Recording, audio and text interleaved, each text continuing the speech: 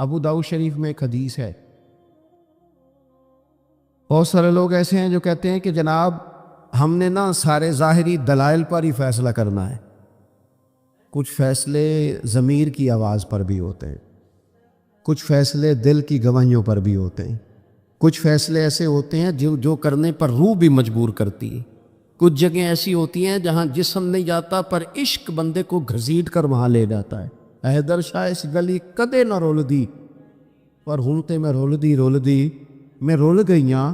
کچھ جگہ پہ انسان کو جانا ہی پڑتا ہے۔ ایک صحابی حضرت خزیمہ رضی اللہ تعالیٰ عنہ، ابو داؤد شریف میں حدیث موجود ہے، نبی پاک علیہ الصلوۃ والسلام نے ایک یہودی سے گھوڑا خرید لیا۔ حضور نے فرمایا ہاں میرے ساتھ میں تمہیں پیسے دیتا ہوں۔ اللہ کے محبوب تھوڑا آگے تشریف لے گئے، یہ ذرا تھوڑے فاصلے پہ پیچھے آ رہا تھا۔ راستے میں لوگوں نے اس کو کہا کہ تو نے تو سستا بیچ دیا ہے، گھوڑا تو مہنگا ہے، قیمت زیادہ لگا دی، یہ مکر گیا۔ محبوب کریم علیہ السلام نے پیسے تمہارے پیسے لو، گھوڑا دو، کہنے لگا کون سا گھوڑا، میں نے تو بیچا ہی نہیں۔ اب جب سودا ہوا تھا گھوڑے کا تو حضور تھے یا وہ یہودی تھا، تیسرا شخص ہی کوئی نہیں تھا۔ کون سا گھوڑا، کیسا گھوڑا؟ اپنا حق چھوڑ دینا یہ بھی بعض اوقات بزدلی ہوتا ہے۔ نبی کریم علیہ السلام نے فرمایا بھائی تو کیسے مکر سکتا ہے جب تیرا میرا سودا طے ہوا ہے؟ جب ایک مخصوص رقم پر تو نے اسے بیچ دیا ہے تو مکر کیسے سکتا ہے؟ تو پیسے لے اور گھوڑا دے۔ اب جب تھوڑی سی بات تکرار میں آئی تو کچھ لوگ وہاں جمع ہو گئے، مسلمان، یہودی اور بھی کئی لوگ۔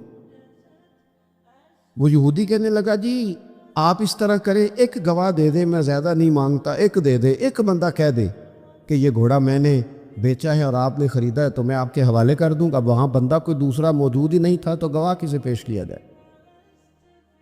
حضرت خزیمہ رضی اللہ تعالیٰ عنہ نبی کریم کے صحابی ہے، فوراً بولے، وہ بھی لوگوں کی باتیں سن کے وہاں آئے تھے، فوراً بولے، کہنے لگے یا رسول اللہ میں دیتا ہوں گواہی۔ دوڑ کے آگے آئے، کہنے لگے جی میں گواہی دیتا ہوں کہ آپ نے گھوڑا خریدا ہے، یہودی نے بیچا ہے۔ اب اس نے کہا تھا ایک بندہ کہہ دے تو میں دے دوں گا۔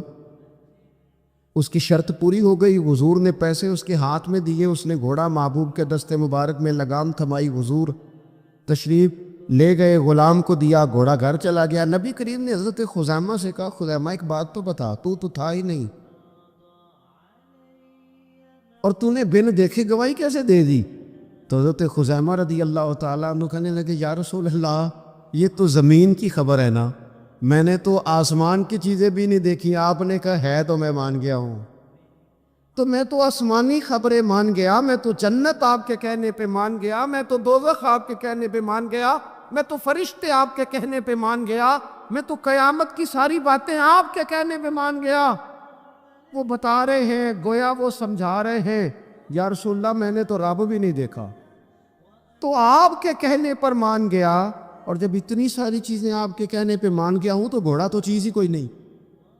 اب دیکھیں حضور کا تبصرہ یہاں کیا ہے، انہوں نے ایمان کا مرکز و محور ذات مصطفیٰ کو سمجھا، ان کو سمجھ آئی کہ کل کائنات حضور کی ذات ہے۔ اب حضور سید عالم علیہ السلام نے اس بات کو سن کر اعلان کیا فرمایا؟ حضور فرمانے لگے لوگوں جہاں بھی شرعی گواہی کی ضرورت ہو نہ دو گواہ چاہیے ہوتے ہیں، لیکن جہاں میرا یہ خزیمہ موجود ہو ایک کی گواہی دو کے برابر شمار کی جائے گی۔ اتنا بڑا اعزاز، نظریاتی طور پر اتنی زیادہ پختگی، جب تک اپنے ایمان کا مرکز اور محور ذات مصطفیٰ کو نہیں سمجھا جاتا۔ ایک اور بھی بات عرض کروں، کئی کام ہوتے ہیں وہ کام تو ہوتے ہیں پر خشک بڑے ہوتے، کچھ ڈیوٹیاں تو ہوتی ہیں لیکن وہ ڈیوٹیاں تھکا بڑا دیتی، کچھ سفر تو ہوتے ہیں پر وہ سفر پورے وجود کو توڑ پھوڑ کے رکھ دیتے، لیکن کچھ کام ایسے ہوتے ہیں جو بندہ بڑے ذوق سے کرتا ہے، کچھ ڈیوٹیاں ایسی ہوتی ہیں کہ بندہ کہتا ہے کبھی 2 گھنٹے اور کرنی پڑ جائے نا، کچھ سفر ایسے ہوتے ہیں کہ جس میں بندے کا دل کرتا ہے یا اللہ یہ سفر کبھی روز ملے نا، چلے نہیں سمجھ آتی تو ایک سادی سی کسی شاعر نے بات کی ہے، اس نے کہا ہے کہ دنیا دیا سفراں تو بندہ تھک بھی تو جاندا ہے نا، پر سفر مدینے دا ہر بار ہی بڑا سونا۔ کچھ سفر تھکاتے نہیں نا، اکتاہٹ نہیں ہو، کچھ چیزیں انسان ذوق سے کرتا ہے، اس کی طبیعت، اگر نبی پاک علیہ السلام کی ذات کے ساتھ دل کی قلبی وابستگی ہو جائے، دین کا کام تھکاوٹ پیدا نہیں کرے گا، مسجد کی حاضری بوجھ نہیں بنتی، انسان کے لیے کوئی بھی خیر کا کام کرنا مشکل نہیں ہوتا، اس کا وجود ڈھل سا جاتا ہے، اس کی طبیعت اس طرح کی ہو جاتی ہے کہ جیسے سارے نور سے ہو کر آ کر۔ شرط یہ ہے کہ کامل محبت ہو۔ آج کل ڈھیروں لوگوں کو دعویٰ ہے حضور کی محبت کا، ڈھیروں لوگوں، اور بالکل ٹھیک ہے، ہونا بھی چاہیے، لیکن اپنے آپ سے پوچھ لینا چاہیے اچھی طرح سے، ہمیں اچھی طرح سے غور کر لینا چاہیے کہ شہرت زیادہ پیاری ہے کہ حضور، یہ ہمیں غور کرنا چاہیے۔ ہمیں غور کر لینا چاہیے کہ دولت زیادہ پیاری ہے کہ نبی پاک علیہ الصلوۃ والسلام کی ذات۔ ہمیں غور کرنا چاہیے کہ برادری اور قبیلے کی رسمیں زیادہ پیاری ہے یا حضور کے دین کی بات زیادہ پیاری۔ ہمیں پہلے غور کر اپنی ترجیحات کا تعین کرنا چاہیے، اور پھر ہمیں اپنے دل سے یہ بھی پوچھنا چاہیے کہ تیرا فلاں دوست سے ملنے کو تو بار بار دل کرتا ہے، اہل خانہ کو، گھر والوں کو ملنے کو تو تیرا بار بار جی چاہتا ہے، کیا تیرے دل میں کبھی بیٹھے بیٹھے تڑپ اٹھتی ہے، بیٹھے بیٹھے، اور کبھی تیری آنکھیں باہر آتی ہیں کہ رب کوئی موقع بنا دے اور میں جا کے حضور کا شہر مبارک بھی دیکھ آؤں؟ اچانک دل کرتا ہے نا کسی شخص سے بات کرنے کو، تو کیا بالکل بیٹھے بیٹھے کبھی اچانک نعت سننے کو بھی دل کرتا ہے کہ نہیں؟ کبھی اچانک حضور کی سیرت کی طرف بھی توجہ بیٹھے بیٹھے چلی جاتی ہے کہ نہیں؟ دیکھیں، وہی بندہ بھی انکار نہیں کرے گا جب کسی سے کہا جائے گا کہ مجھے حضور علیہ السلام سے بڑی محبت ہے، لیکن آپ کو کس سے محبت ہے، آپ کس سے پیار کرتے ہیں، یہ صرف آپ کو ہی پتہ ہوتا ہے۔ میں کس سے محبت کرتا ہوں، میرے دل میں کس بندے کے لیے کتنی گنجائش ہے، یہ سامنے والا نہیں ماپ سکتا، یہ ضلع میں ہی ماپ سکتا ہوں، جو کہ دل جو میرا ہے، یہ باطنی کیفیات میری ہیں۔ ہم روز نعرے لگائیں، روز زور شور سے نعرے لگائیں، لوگ سن کے کہیں کہ بڑا پیار کرتا ہے یہ حضور سے، لیکن یہ ہمیں پتہ ہے ہماری قلبی واردات کیا ہے، ہمیں خبر ہے۔ لیکن نا صحابہ سچے لوگ تھے، حضرت عمر رضی اللہ تعالیٰ عنہ حضور کی بارگاہ میں حاضر ہیں، تو عرض کی یا رسول اللہ صلی اللہ تعالیٰ علیہ وسلم، مجھے آپ ہر چیز سے زیادہ پیارے ہیں، لیکن حضور مجھے لگتا ہے مجھے اپنی جان آپ سے زیادہ پیاری ہے۔ سچ بولنا ہے نا، نیرا دعویٰ نہیں کرنا، بات کو کھول کر بیان کر کے واضح کر کے بیان کرنا۔ یا رسول اللہ صلی اللہ تعالیٰ علیہ وسلم، مجھے محسوس ہوتا ہے مجھے اپنی جان آپ سے زیادہ پیاری ہے، تو حضور نے ان کے دل پر ہاتھ رکھ کے فرمایا عمر ابھی ایمان نہیں مکمل ہوا۔ تو حضور کے دست پاک کا فیض آیا کہ حضرت عمر اسی وقت بول پڑے، عرض کرنے لگے حضور آپ حکم کریں، میں جان بھی قربان کرنے کو تیار۔ اپنے آپ سے بات کرے، اپنے اوپر تھوڑی توجہ دے، دوسروں کو تبلیغ کرتے، دوسروں کو واعظ کرتے، دوسروں کو نصیحت کرتے، دوسروں کو سمجھاتے تو بڑا وقت گزر گیا۔ اب تھوڑا سا نا اعلیٰ حضرت رحمۃ اللہ علیہ سے لوگوں نے کہا آپ واعظ کہیں، تو فرمانے لگے ابھی تو میں اپنے نفس کو نہیں واعظ کہہ سکا، اپنے آپ سے میں ابھی گفتگو نہیں کر سکا، تقریر نہیں کر سکا، تو لوگوں کو کیا واعظ کروں گا۔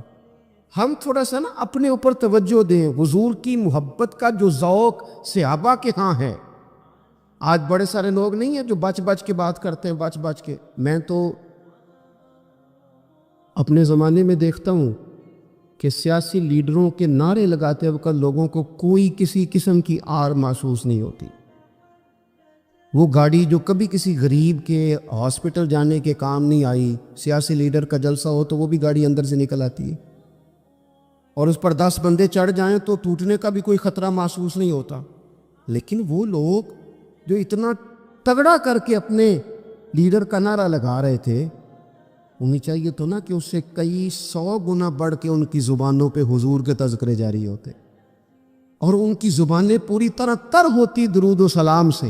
لیکن آپ دیکھ لیں ہم اپنی اپنی فیلڈ میں، اپنے اپنے معاملات میں کتنے زیادہ مضبوط ہیں اور کتنے زیادہ آگے ہیں، لیکن ذات رسالت محب کے معاملے میں ہمیں وہ جوش، وہ محبت جس کا ہم اظہار کرتے ہیں، ہمیں اسے کیفیات میں لانا چاہیے۔ اور کچھ لوگ ایسے بھی ہیں جو اس معاملے میں بھی بڑے سنجیدہ ہو کے رہنا پسند کرتے ہیں، وہ کہتے ہیں نہیں جی نہیں، اب میں جلوس میں جاؤں۔ اور میں حیران ہوتا ہوں، جو قوم روز کوئی نہ کوئی جلوس نکالتی ہے، وہ نبی پاک کا جلوس آتا ہے تو وہ شرعی دلائل پوچھنے شروع کر دیتی ہے۔ بھائی اس پر کوئی دلیل ہے؟ تو میں نے کہا یہ جو روز نکلتے ہیں ان پر دلیلیں ہیں. کبھی کسی نے سوال نہیں کیا، کبھی کسی شخص نے کوئی بات نہیں کی، اور یہاں لوگ دلائل کی دنیا میں اتر آتے. وارفتگی، شوق، حضور کی جو مرکزی حیثیت ہے دین میں، نبی پاک کے ساتھ قلبی رشتہ، مضبوط وارفتگی. عروہ بن مسعود ثقفی کفر کی طرف سے نہ سفیر بن کے آئے تھے حدیبیہ میں. جب کوئی بندہ کسی کا سفیر بن کے آتا ہے تو وہ اس کی پوری ترجمانی بھی کرتا ہے، پورے نمائندے بن کے آئے تھے. یہاں کچھ وقت انہوں نے حضور کے صحابہ کے ساتھ گزارا اور واپس گئے. تو جا کے کہنے لگے لوگوں میں سفیر آدمی ہوں، میں نے کافی ساری دنیا دیکھی ہے. سفیر جو ہوتے ہیں نا مختلف ممالک میں تعینات، وہ مختلف تہذیبوں کو دیکھتے ہیں، مختلف حکومتوں کو دیکھتے ہیں، مختلف نظریات کا مطالعہ کرتے ہیں. کہنے لگے میں مختلف قسم کے لوگوں کو دیکھ کے آیا ہوں، کیسر و کسریٰ کے بڑے بڑے دربار میں نے دیکھے، اور عرب کے اندر کچھ ایسے لوگ بھی تھے اس دنیا میں کہ جو اپنے آپ کو سجدہ کرواتے تھے. معاذ اللہ. کہا میں نے بڑے بڑے دربار دیکھے ہیں، لیکن میں عجیب رنگ دیکھ کے آیا ہوں رسول پاک کے غلاموں کا حضور کے ساتھ.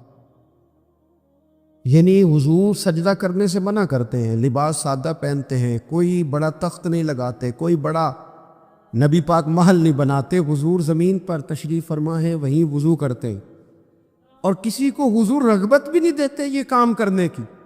لیکن باوجود اس کے جو وہاں کیفیت عروہ بن مسعود نے دیکھی وہ صحیح بخاری میں موجود ہے. کہنے لگے میں عجیب نظارہ دیکھ کے آیا ہوں کہ حضور بلغم شریف اپنے ناک سے نکالتے ہیں. بلغم ماں بڑا پیار کرتی ہے نا بچے سے، تو اس کی ناک سے یا گلے سے کبھی بلغم نکل آئے تو اماں نا ایسے ادھر منہ کر کے پھینکتی ہے، ایسے کر کے پھینکتی ہے، کبھی نکالنی بھی پڑ جائے. صحیح کہہ رہا ہوں میں؟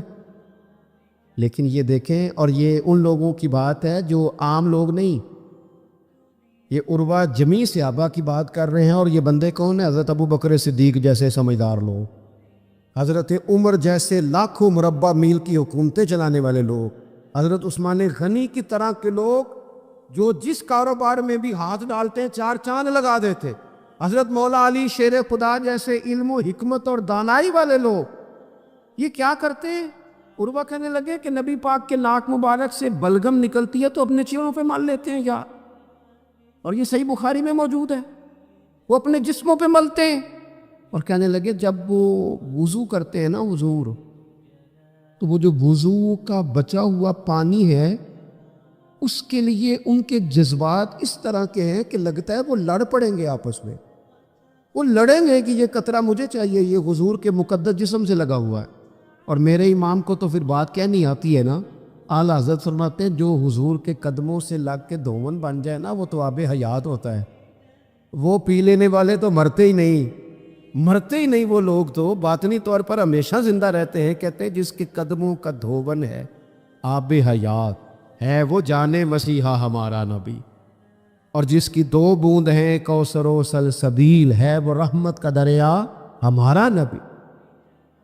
عروہ کہنے لگا وہ تو لڑ پڑیں گے. اور تیسرا عروہ کہنے لگا میں نے عجیب منظر وہاں دیکھا ہے کہ حضور کوئی حکم کرتے ہیں تو ہر بندہ پہل کرتا ہے، جلدی کرتا ہے حکم ماننے، تیزی دکھاتا ہے. اور تیسرا میں نے یہ دیکھا ہے جب حضور گفتگو کرتے ہیں تو ان پر اس طرح کا رعب طاری ہوتا ہے کہ وہ تو نظر بھر کے حضور کا چہرہ بھی نہیں دیکھتے. کہنے لگا یہ کیفیات میں ان لوگوں کے دیکھ کے آیا ہوں جو اپنے حبیب سے اتنی محبت کرتے ہیں. وہ کبھی بھی حضور کے دین کا جھنڈا نیچے نہیں آنے دیں، وہ کبھی بھی کسی کفر کی نفاق کی سازش کو آگے نہیں بڑھنے دیں گے.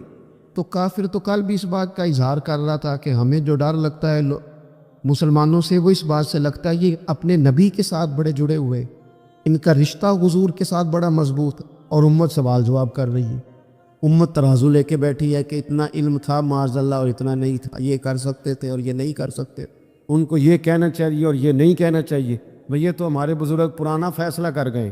وہ کہتے ہیں بعد از خدا بزرگ توئی قصہ مختصر، اور حضور رب کے بعد سب سے بڑے ہیں، یہی مختصر قصہ ہے. تو حضور سید عالم کے ساتھ جو قلبی وابستگی ہے، نبی کریم علیہ السلام نا مدینہ شریف میں جب ہجرت کر کے تشریف لے گئے تھے تو حضرت ابو ایوب انصاری رضی اللہ تعالیٰ عنہ کے گھر میں حضور نے قیام فرمایا تھا۔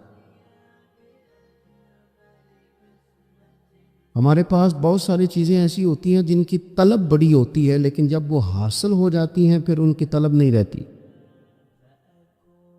ایک چیز آپ کے پاس ہمیشہ رہنے لگ جاتی ہے، پھر اس کے ادب آداب زیادہ نہیں رہتے۔ یہ ایک مزاج ہے عام آدمی۔ چلے میں اپنی بات بتاتا ہوں آپ کو۔ عام آدمی جو ہوتا ہے نا، وہ قرآن شریف کے غلاف کو بھی چومتا ہے، پھر قرآن پاک کو بھی چومتا ہے، پھر وہ بڑے احترام سے کھول کے رکھتا ہے۔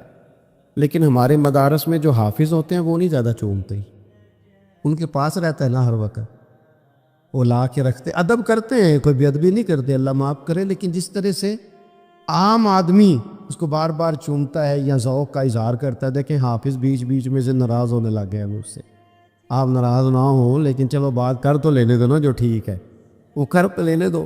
یہ ہوتا ہے بعض اوقات، جو چیز بالکل قریب آ جاتی ہے نا، یعنی ایک چیز آپ کا مقصود ہے اور اگر وہ مقصود مل گیا تو وہ جو درویش نے کہا تھا نا کہ یہی بہتر ہے کہ پردوں میں وہ پردہ پوش رہے، اس کی بھی بڑی حکمتیں ہوتی ہیں، اس لیے کہ جو تڑپ، ملنے کی تڑپ کی جو لذت ہے وہ کئی دفعہ وصال کی لذت نہیں ہوتی، تو یہی بہتر ہے کہ پردوں میں وہ پردہ پوش رہے، اور وہ اگر پردے ہٹا دے تو پھر کسے ہوش رہے۔ جب آپ کو وہ چیز میسر آ جاتی ہے تو پھر اس کی قدر۔ اسی لیے حضرت عمر فاروق رضی اللہ تعالیٰ عنہ کا یہ طریقہ تھا کہ جب لوگ حج کر لیتے تھے نا تو فرماتے تھے حج ہو گیا، اب اپنے اپنے گھر جاؤ، زیادہ دیر نہ رہو حرم شریف میں، زیادہ دیر رہو گے تو قدر نہیں کرو، اب جاؤ۔ بڑی دلچسپ ہوتی ہیں بے ترتیب ملاقاتیں، کبھی کبھی ملنے میں ذوق زیادہ ہوتا ہے، لطف زیادہ ہوتا ہے، طمانینت زیادہ ہوتی۔ حضرت ابو ایوب انصاری کہتے ہیں مجھے مقصود مل گیا، کرم ہو گیا، میں منتظر تھی، میری روح، میری نظر کہ حضور میرے گھر تشریف لائیں، حضور آ گئے، کرم ہو گیا، رحمت ہو گئی۔ اب ایسا نہیں ہے کہ ان لوگوں کو مقصود مل گیا ہے تو بس بات ختم ہو گئی، اب وہ سمجھ گئے کہ میرے تو گھر آ گئے تو میرے لیے تو ساری بات ہی کھل گئی ہے۔ ان کی ادبی معرفت کا یہ عالم تھا، اور نبی پاک کے ساتھ ان کی وابستگی کا یہ حال تھا کہ کہتے ہیں میں نے نا، میرے گھر کی 2 منزلیں تھی، میں نے نچلی والی منزل حضور کے لیے چھوڑ دی تاکہ نبی کریم صلی اللہ تعالیٰ علیہ وسلم کی زیارت کے لیے لوگوں نے آنے جانا ہے تو لوگوں کے لیے آسانی رہے۔ فرماتے ہیں نیچے حضور آرام فرما ہے اور میں اوپر والی منزل پہ تھا، جا کے چارپائی پہ لیٹ گیا۔ یہ مسلم شریف میں آپ کو ملے گا، اس کی اصل ملے گی آپ کو۔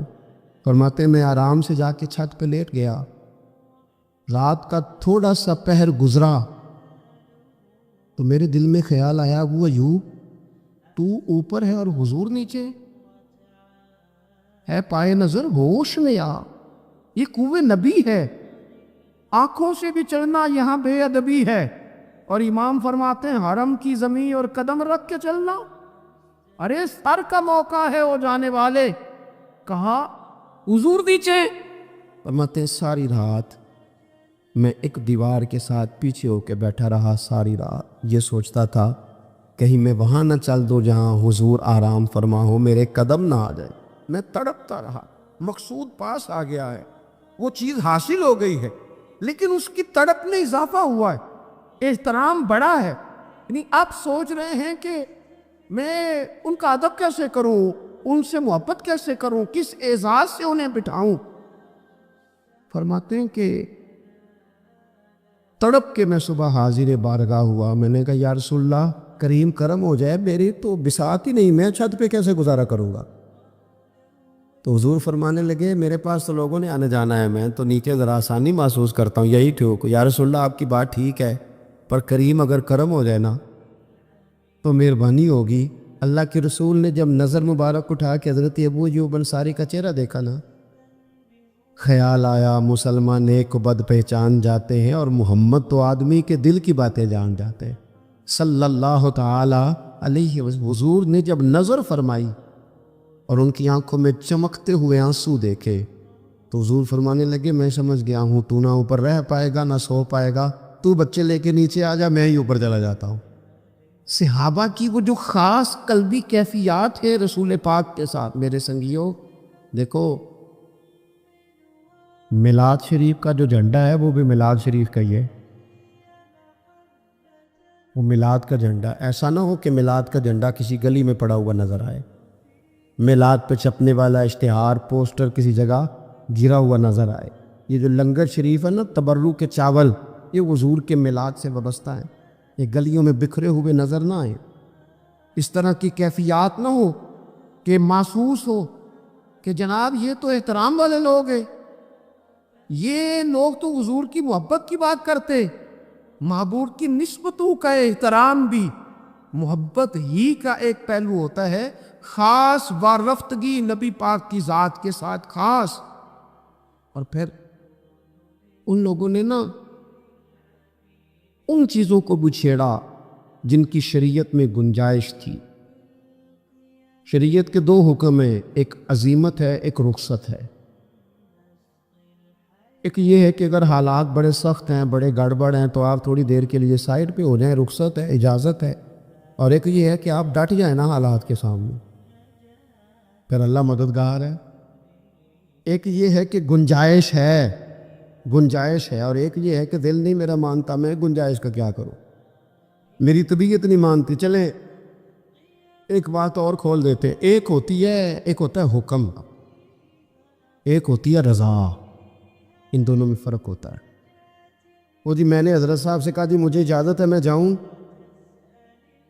انہوں نے کہا جاؤ میں چھٹی لے کے آیا ہوں۔ بھائی آپ نے چھٹی مانگی تھی، حضرت نے دے دی، استاد جی نے دے دی، یہ تو حکم ہے، لیکن تمہیں بھانپنا چاہیے تھا نا ان کی مرضی کیا ہے، ان کی رضا کیا ہے۔ رضا تو اس طرح کی ہوتی ہے کہ مکتب عشق کا دستور نرالا دیکھا، اس کو چھٹی نہ ملی جس نے سبق یاد کیا۔ میرا ایک دیہاتی ماحول سے تعلق ہے، ہمارے سرکاری اسکولوں میں نا ایک مانیٹر بنا دیتے تھے، جو بچہ لائق ہوتا تھا نا وہ مانیٹر بن جاتا تھا، حالانکہ لائق ہوتا تھا، سیانا ہوتا تھا، لیکن مانیٹر بن کے نا اس کی ذمہ داری بڑھ جاتی تھی، پھر اس کو کنجیاں مل جاتی تھی، اسی نے سب سے پہلے آنا ہے، اس نے سب سے بعد میں جانا ہے، ہر چیز اس کے سپرد۔ پیار جو زیادہ کریں ان کی ذمہ داریاں بھی زیادہ ہوتی ہیں۔ یہ کیا بات ہوئی کہ میری محبت زیادہ ہے تو میں مسجد میں غیر حاضر ہوں، میں حضور کا میلاد شریف زیادہ مناتا ہوں تو میں نے سنت شریعت کو اپنایا ہی نہیں۔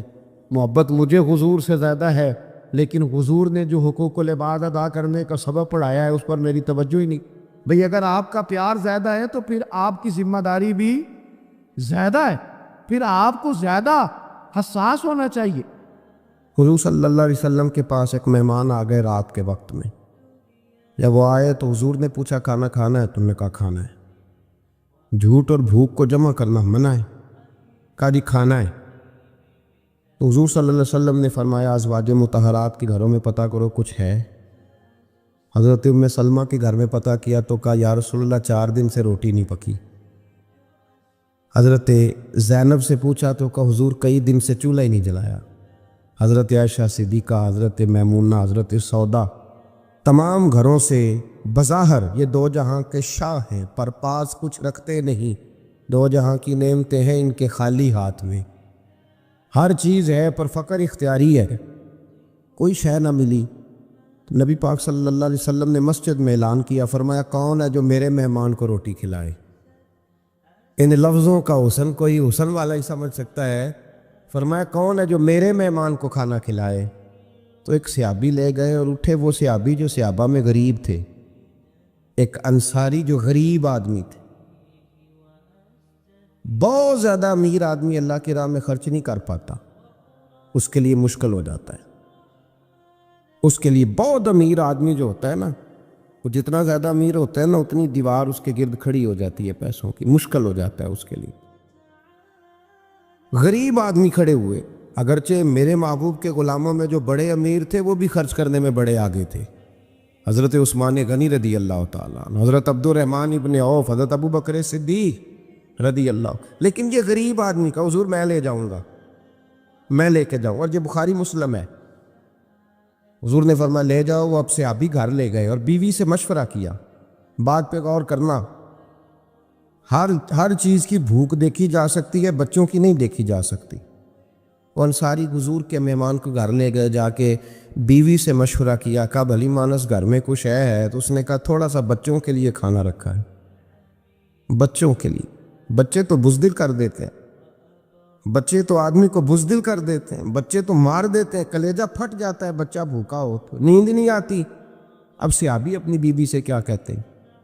کہتے ہیں بچوں کو بہلا کے سلا دے، اور رسول اللہ کے لیے نہیں، رسول اللہ کے مہمان کے لیے، بھئی نبی پاک کے لیے نہیں، حضور کے، تجھ سے در در سے سگ اور سگ سے ہے مجھ کو نسبت، میری گردن میں بھی ہے دور کا پٹکا تیرا، تجھ سے در در سے سگ سگ سے ہے مجھ کو نسبت۔ لمبی بات ہے کہ بچوں کو سلا دو۔ بی بی نے بچوں کو سلا دیا تو میاں بیوی کا مشورہ ہوا کہ مہمان کے ساتھ بیٹھ کے روٹی کھانا بھی سنت ہے۔ تو اب مہمان کے ساتھ بیٹھ کے کھانا بھی ہے تو کھانا ہے ایک دو آدمی کا۔ اب خاوند اپنی بیوی کو تیار کرتا ہے کہ میں بھی کھانے پہ بیٹھ جاؤں گا، تو بھی بیٹھ جانا، اور جب مہمان کھانے میں ہاتھ ڈال لے تو اٹھنا، کہنا او ہو دیا تو صحیح کیا ہی نہیں، ابھی بجھ جائے گا، اور جا کے دیا بجھا دینا۔ ہم ہاتھ ہلاتے رہیں گے، مہمان روٹی کھاتا رہے گا۔ اور یار اس درد کو، اس کیف کو سمجھو، گھر میں بچے بھی بھوکے، بچوں کی ماں بھی بھوکی، بچوں کا باپ بھی بھوکا، دسترخوان پہ روٹی لگ گئی، روٹیاں چون ڈالیں، بی بی اٹھی کہنے لگی او ہو چراغ تو صحیح کیا ہی نہیں، یہ تو بجھ جائے گا۔ حوصلے مند بی بی جس نے بچے بھوکے سلا دیے، وہ بھوکے سوئے ہوئے بچوں کی بھوکی اماں اٹھی اور اپنے خاوند کی تابع داری میں اٹھی، میں گڈی تے ہتھ ڈور سجن دے، وہ جنج رکھے اونج رہنا ہے، اٹھی اور اس نے دیا ٹھیک کرنے کے بہانے بجھا دیا۔ مہمان روٹی کھاتا رہا اور رسول اللہ کے نوکر قربانی دیتے رہے۔ وہ روٹی کھا کے سیر ہو کے بستر بچھایا تو سو گیا۔ یہ میاں بیوی ساری رات بچوں کی طرف دیکھتے رہے اور غور کرتے رہے اور راضی رہے کہ ہم نے حضور کا فریضہ نبھایا ہے۔ قربان جاؤں محبوب پہ، بے خبر ہو جو غلاموں سے، وہ آقا کیا ہے۔ وہ صحابہ وہ اگر قربانیاں دیتے تھے تو جو اعزاز ملتا تھا وہ بھی بڑا شان والا ہے۔ صحابی کہتے ہیں میں فجر کی نماز پڑھنے مسجد آیا، پہلا قدم رکھا تو میرے کریم بولے، حضور نے فرمایا رات جو تو نے اور تیری بیوی نے عمل کیا ہے خدا کو بھی بڑا پسند آیا ہے، محمد مصطفیٰ کو بھی بڑا پسند آیا۔ اور پھر ایک لفظ اور ہے حدیث میں، ایک روایت میں کچھ جملے اور بھی ہیں۔ حضور نے فرمایا جب تو اور تیری بیوی رات مہمان کے ساتھ ایثار کر رہے تھے نا، تو عرش کا مالک تمہیں مسکرا کے دیکھ رہا تھا، رب تمہیں دیکھ کے مسکرا رہا تھا، رب تمہیں دیکھ کے مسکرا، تر دامنی پہ شیخ ہماری نہ جائیے، ہم دامن نہ چھوڑ دیں تو فرشتے وضو کریں۔ اور میں وہ مسکرا رہا تھا کہ میرے بندے میرے رسول کی رضا کے لیے کیا کر رہے ہیں۔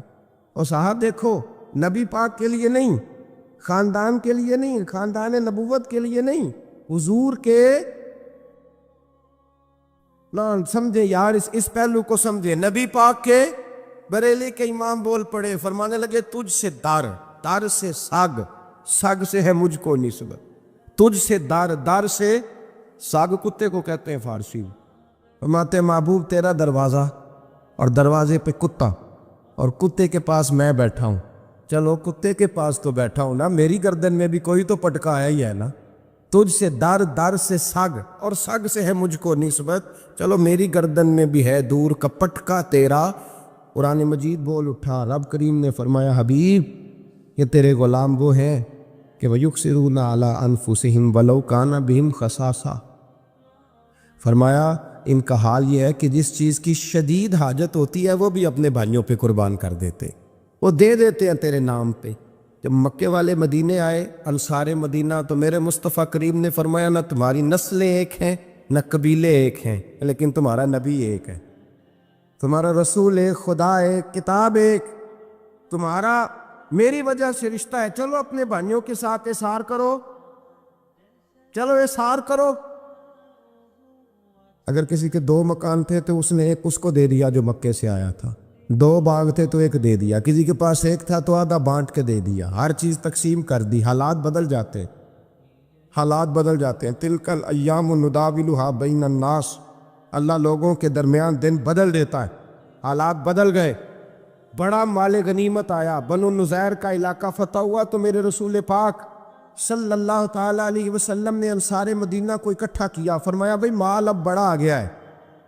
دو باتیں ہیں، یہاں تو اس طرح کرتے ہیں کہ میں ان کو کہتا ہوں جو مکے سے آئے تھے کہ جتنی تمہاری جائیدادیں باغ انہوں نے لیے ہیں واپس کر دیتے ہیں تمہیں، اور جو مال آیا ہے وہ بھی تم میں سے آدھا آدھا دونوں کے درمیان بانٹ دیتے ہیں، یا جیسے تمہارا دل چاہے تمہارے مال بھی واپس کرتے ہیں، اور جو وہاں سے مال آیا وہ تمہارے بیچ بانٹ دیتے ہیں، یا اگر تم کہو تو یہ مال ان کو دے دیتے ہیں مہاجرین کو، تمہیں تمہارے مال واپس مل جاتے ہیں۔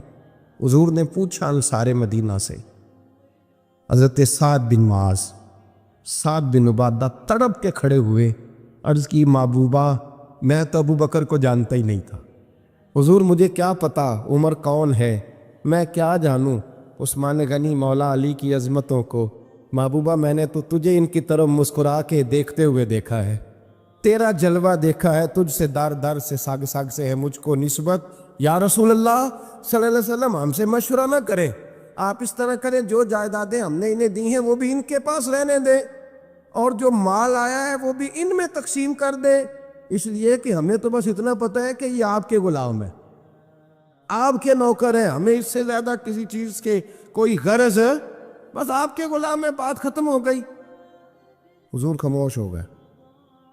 صحابہ کہتے ہیں دیر کے بعد ہم نے کہا فیصلہ ہونا چاہیے، فیصلہ پتہ کیا ہوا؟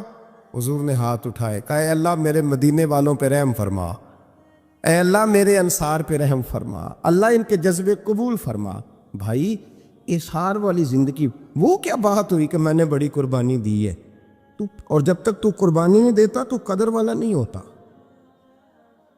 جو چیز قربانی سے حاصل ہوتی ہے اس کی قدر ہوتی ہے، جو چیز مفت میں آ جاتی ہے اس کی کوئی قدر نہیں ہوتی، کوئی قدر نہیں۔ میں اکثر سوچتا ہوں کہ حضرت خواجہ اجمیری کے خلیفے اجمیر میں بھی تو ہونے چاہیے تھے نا، لیکن ان کے خلیفے اجمیر میں نہیں ہوئے، دلی میں ہوئے۔ تو میں سوچتا ہوں دلی والوں کے خلیفے دلی میں ہونے چاہیے، لیکن دلی میں نہیں ہوئے، پاک پتن میں ہوئے، اور پاک پتن والوں کے یہاں ہو جاتے، اس لیے کہ قربانی جو دیتا ہے نا، جو دور سے چل کے آتا ہے وہ قربانی کرتا ہے، قربانی دیتا ہے، اس کو قدر زیادہ ہوتی ہے۔ ہم نے کسی شے کے لیے کبھی قربانی نہیں دی، نہ دین کے لیے، نہ قرآن کے لیے، نہ مسجد کے لیے، نہ شیخ کے لیے، نہ طریقت کے لیے، قربانی تو ہے ہی نہیں۔ تو جو شے مفت ملتی ہے اس کا نہ مزہ آتا ہے نہ قدر ہوتی ہے۔ جو چیز قربانی کر کے لیتے ہو نا، قربانی کر کے، اس کی قدر ہوتی ہے۔ کسی لیے کہا تھا کسی درویش نے، اس نے کہا تھا قدر نبی دا ایک کی جانن دنیا دار کمینے، قدر نبی دا جانن والے سو گئے وچ مدینے۔ ان سے پوچھو نا، ان سے پوچھو ان حضرات کو کتنی قدر تھی۔ قربانی اپنی زندگی میں دینا سیکھیں۔ ایک ہوتی ہے بندے کی ذاتی خواہش، اس کو کچلنا بڑا مشکل ہوتا ہے۔ قربانی بڑی ضروری چیز کا نام ہے، اور جو قربانی دینا سیکھ جاتا ہے وہ بچ جاتا ہے۔ کتیا 6 بچے جنم دیتی ہے لیکن قربانی نہیں نہ دیتی بچوں کی، تو ریوڑ نہیں بنتے، اجڑ نہیں بنتے۔ بکری 2 بچے پیدا کرتی ہے اور سال کے بعد ہزاروں بچوں، لاکھوں بچوں کی قربانی دیتی ہے، پر پھر بھی جدھر جاؤ بکرے ہی بکرے نظر آتے ہیں۔ جو قربانی دینا سیکھ جاتا ہے نا، یزید نے کوئی قربانی نہیں دی، اس لیے کوئی شخص بھی کھڑا ہو کے نہیں کہتا، حالانکہ 14-15 بیٹے تھے یزید کے، کوئی بھی کھڑا ہو کے نہیں کہتا میں اس کی نسل میں سے ہوں۔ امام حسین نے ساری قربانی دے دی۔ ایک زین العابدین بچے تھے، پوری دنیا میں اللہ نے سید عطا فرمائے ہوئے ہیں۔ جو قربانی دینا سیکھ جاتا ہے وہ بچ جاتا ہے۔ ہم نا قربانی کیا، ہمارے پاس تو اضافی شے ہے وہی دینے کو تیار نہیں۔ جب آپ تیار ہی نہیں تو سودا ہی نہیں کر، آپ نکلے ہی نہیں میدان میں، تو حاصل کیسے ہو؟ حصول تو تب ہوگا نا جب آپ کوئی انویسٹمنٹ کریں گے، تو آپ انویسٹ ہی نہیں کر رہے تو بھائی آپ نے پودا ہی نہیں لگایا تو پھل کیسے ملے؟ قربانی نہیں دی تو وہ درجہ کیسے ملے؟ اس کے لیے تو قربانی ضروری ہے۔ اب تمام صحابہ کی زندگی پڑھ لیں، حضرت ابو بکر سے لے کر حضرت بلال تک، یہ سارے قربانی والے ہیں۔ آپ تمام اولیاء کی صفت پڑھ لیں، حضرت غوث اعظم، جیلانی، داتا علی اجویری، خواجہ معین الدین، یہ سب قربانی والے لوگ ہیں، قربانی دیتے رہے تو بچے ہوئے ہیں۔ ان کے جو ساتھ تھے وہ بھی قربانیوں والے تھے۔ قربانی حصہ ہے طریقت کا، قربانی ضروری ہے۔ اور ہمارے صوفیاء تو کہتے ہیں جس شخص نے تصوف میں آ کے قربانی نہیں دی، بزرگوں کے پاس ایک شخص آیا، غالباً خواجہ نظام الدین محبوب الہی کی بات ہے، میرے ذہن میں نام پورا نہیں سما رہا، تو ایک مرید نے آ کے کہا حضور زکوٰۃ کتنی دینی ہے؟ فرمایا 2.5%۔ تھوڑی دیر کے بعد حضرت نصیر الدین چراغ دہلوی آ گئے، کہا حضور اللہ کے راستے میں کتنے دینے ہیں؟ فرمایا 50%۔ ایک ساتھی قریب بیٹھا تھا، اس نے کہا پہلے کے لیے 2.5% کا فتویٰ تھا، اس کو کہہ دیا آدھے دے دے۔ چند منٹ گزرے تو حضرت امیر خسرو بھی آ گئے،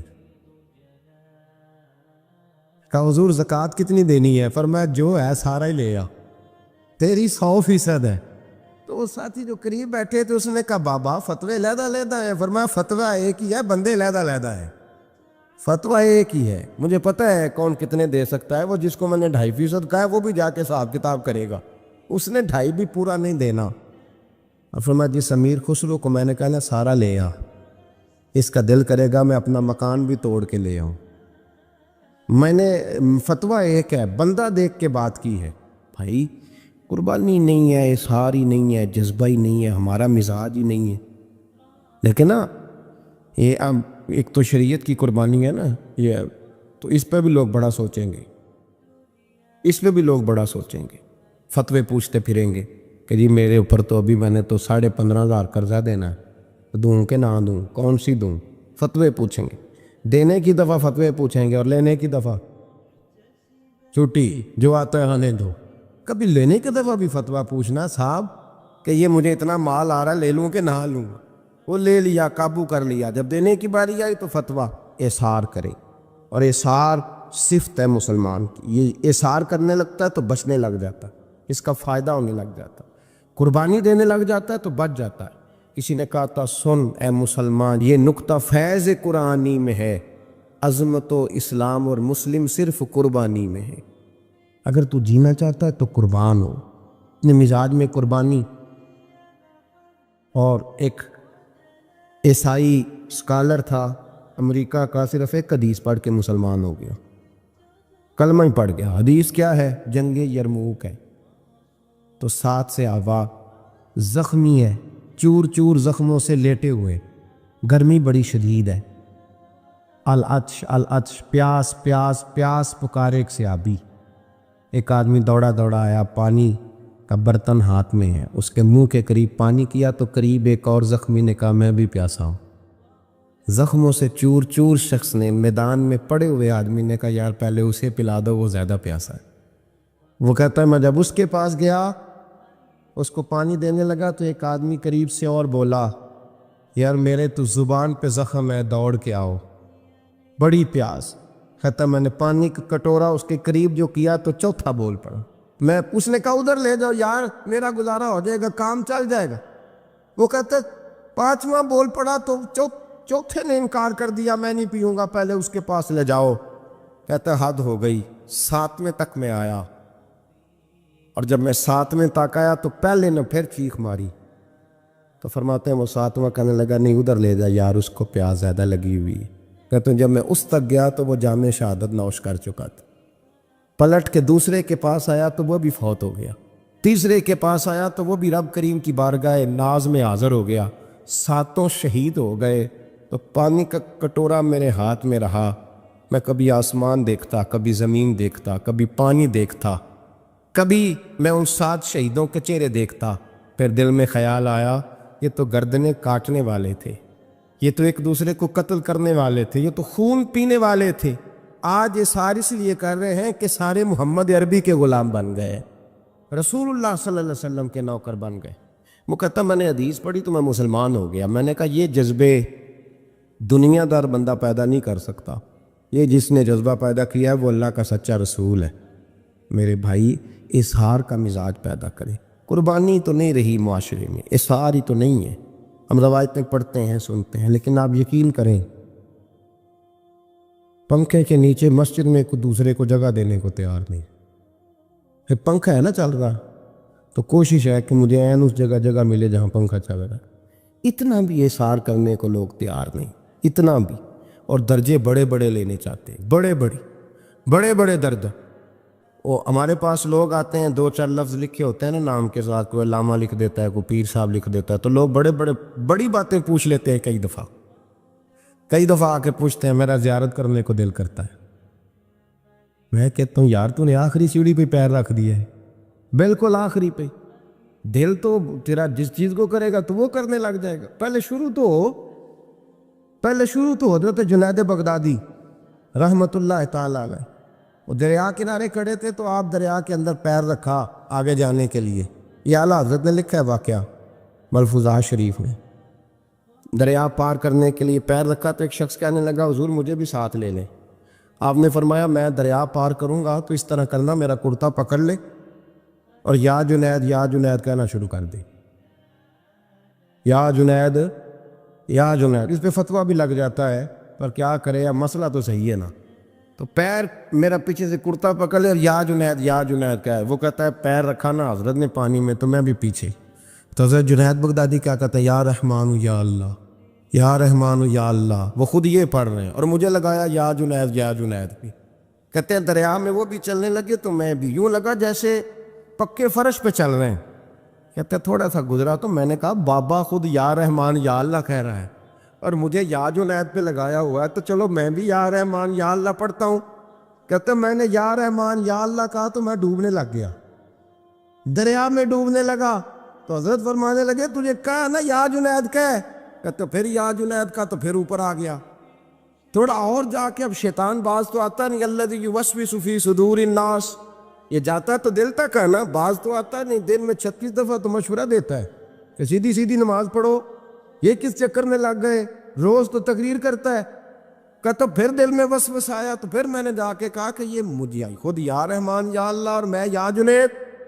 پھر میں نے کہا یا رحمان یا اللہ تو پھر ڈوبنے لگا. کہتے ہیں بابے نے پکڑ کے نکالا, کہا چپ کر کے یا جنید کہہ اگر پار جانا ہے تو یا جنید کہہ. کہتے کنارہ آ گیا تو میرے دل میں خودی تھی, وسوسہ تھا کہ بابا تو یا رحمان یا اللہ کہے تو ترے, میں کہوں تو ڈوبے. میرے دل میں وسوسہ تھا. اللہ والے ادھار تو رکھتے ہی نہیں نا, جو بات دل میں آتی ہے وہ بیان پہلے کر دیتے ہیں. ادھار تو ہے ہی نہیں ان کے ہاں. وہ تو کہتے ہیں تجھے بولنے کی گنجائش ہی نہیں دیں گے, تیرا سوال دل میں ہوگا جواب ہماری زبان پہ ہوگا. یہ تو چکر ہی نہیں نا, بالکل کوئی کھاتا ہی نہیں. رب کریم کا بندہ تو بات ہی وہ کرتا ہے جو کو دل میں لے کے آتا ہے. فرماتے ہیں جیسے ہی میرے دل میں یہ وسوسہ تھا, حضرت جنید بغدادی رحمۃ اللہ تعالیٰ علیہ باہر نکل گئے تو پلٹ کے میری طرف دیکھا اور مسکرا کے فرمانے لگے بیٹا جنید تک تو پہنچ لے, اللہ تو ابھی بڑی دور ہے. ابھی جنید تک تو پہنچ جا, ابھی تو جنید تک نہیں پہنچا, ابھی تو میرے تک تو پہنچ جا, اللہ تو ابھی بڑی دور ہے. تو ڈائریکٹ ہی وہاں تک جانے لگا ہے, شروع تو ہو ابھی. تو یہاں لوگ سیدھا جا کے کہتے ہیں زیارت کر دیں گے.